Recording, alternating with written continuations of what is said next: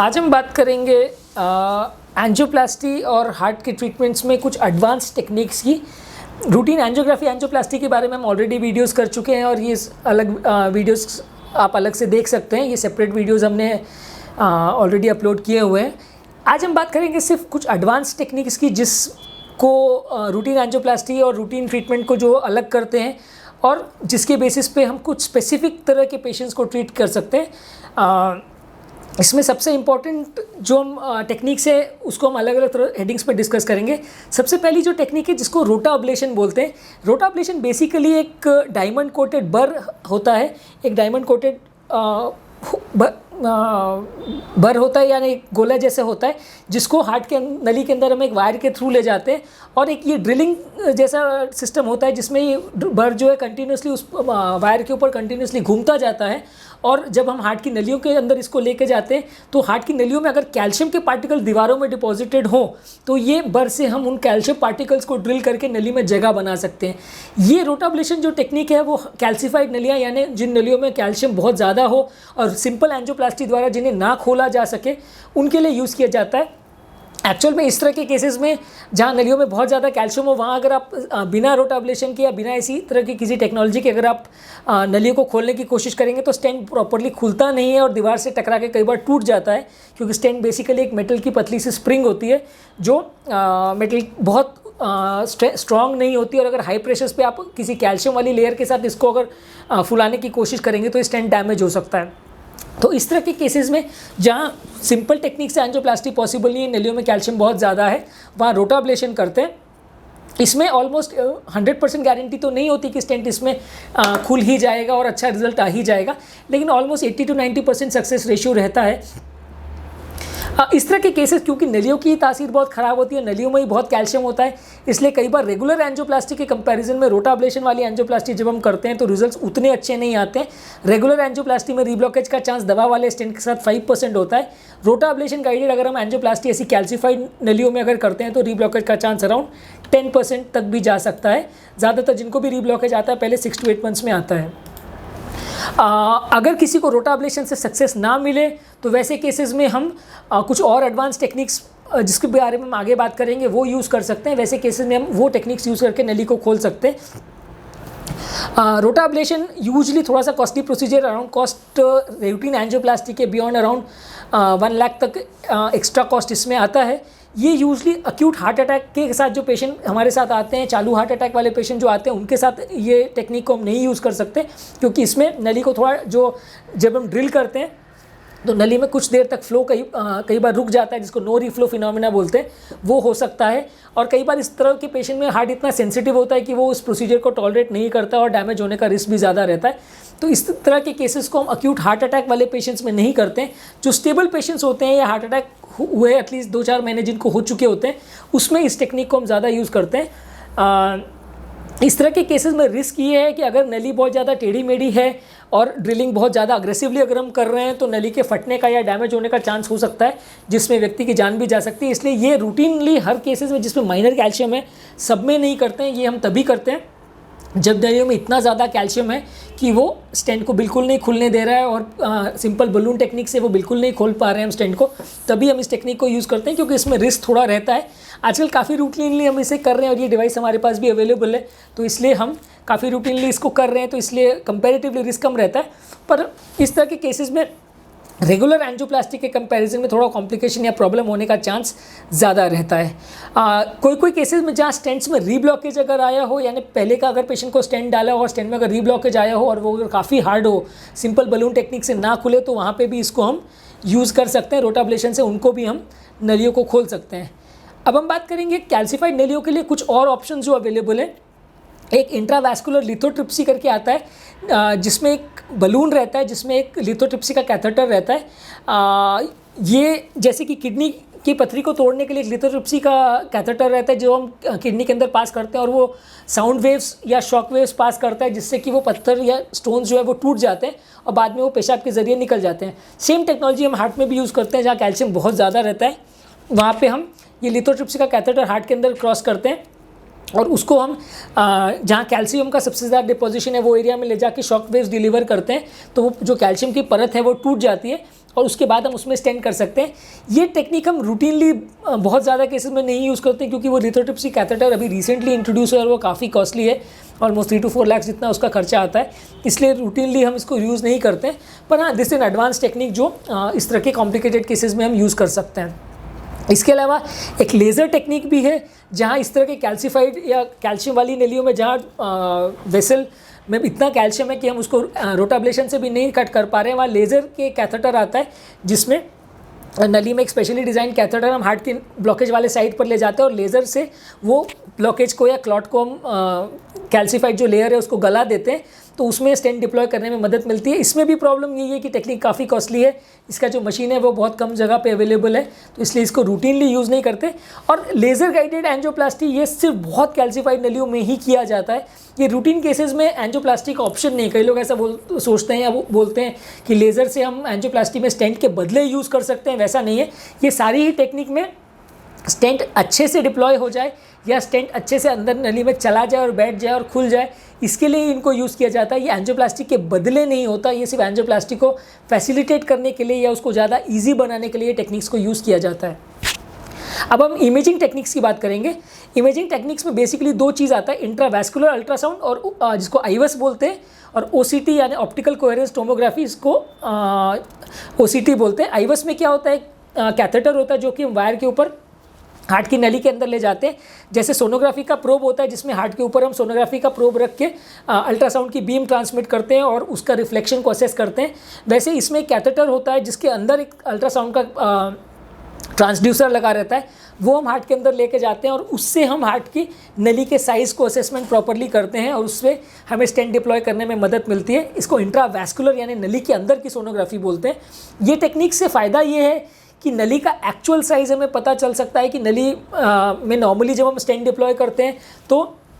नली का साइज़ या स्टेंटिंग का जो कितना साइज़ हमें यूज़ करना है ये अंदाज से किया जाता है। और कई बार अंदाज में अगर 1 मिलीमीटर या 0.2 मिलीमीटर का भाई अगर डिफरेंस हो गया तो स्टेंट क्लॉट हो सकता है या उसमें रीब्लॉकेज हो सकता है। अगर ज़्यादा साइज़ का स्टेंट ले लिया तो नली फट सकती है, अगर कम साइज़ का स्टेंट ले लिया तो स्टेंट में रीब्लॉकेज आ सकता है, क्योंकि बेसिकली स्टेंट के अंदर एक केमिकल की कोटिंग होती है जो अगर स्टेंट दीवार से प्रॉपरली टच करेगा तो ही वो केमिकल दीवार पर असर करता है और रीब्लॉकेज को रोकता है। अगर स्टेंट दीवार में प्रॉपरली टच नहीं हो रहा है और उसके टुकड़े अगर हवा में लटक रहे हैं तो स्टेंट प्रॉपरली काम नहीं करेगा और वो जो स्पेस क्रिएट हो जाता है उसमें रीब्लॉकेज आने का चांस बढ़ जाता है। तो इंट्रावैस्कुलर अल्ट्रासाउंड से हम वेसल को एक्चुअल साइजिंग कर सकते हैं, 0.1 मिलीमीटर या 0.2 मिलीमीटर तक भी हम प्रॉपर साइजिंग कर सकते हैं और स्टेंट किस साइज़ का हमें लेना है उसमें थोड़ा मदद मिलता है। कोई अगर स्पेसिफिक एरिया स्टेंट का जहाँ वेसल प्रॉपरली अच्छे से नहीं खुला है स्टेंट, तो हम उसको अच्छे से फिर से री एक्सपैंड कर सकते हैं। इसको आईवस गाइडेड स्टेंट ऑप्टिमाइजेशन बोलते हैं। इसके अलावा इसमें बेनिफिट ये है कि कोई नली का सेगमेंट में अगर कैल्शियम वगैरह ज़्यादा है उसको भी हम असेस कर सकते हैं। कोई जगह पे स्टेंट का डैमेज हुआ है, स्टेंट फ्रैक्चर हुआ है तो असेस कर सकते हैं। नली में कोई जगह ब्लड जमा हो गया है जिसको इंट्रावैस्कुलर हीमाटोमा बोलते हैं, या इंट्रावैस्कुलर नली में कोई तरेर आ गए, क्रैक आ गया, इसको डिसेक्शन बोलते हैं। ये सब चीज़ों को भी असेस कर सकते हैं। और जो रूटीन सिंपल एंजियोग्राफी में कई चीज़ें हमें जो नहीं पता चलती हैं वो इस टेक्निक से हमें पता चलती है, जिससे कि स्टेंट के रीब्लॉकेज का चांस काफ़ी कम किया जा सकता है। काफ़ी स्टडीज़ ने ऐसे शो किया है कि रीब्लॉकेज का चांस इन टेक्नोलॉजी से ऑलमोस्ट रेगुलर एंजियोप्लास्टी से हाफ किया जा सकता है। अक्यूट हार्ट अटैक में जब पेशेंट आता है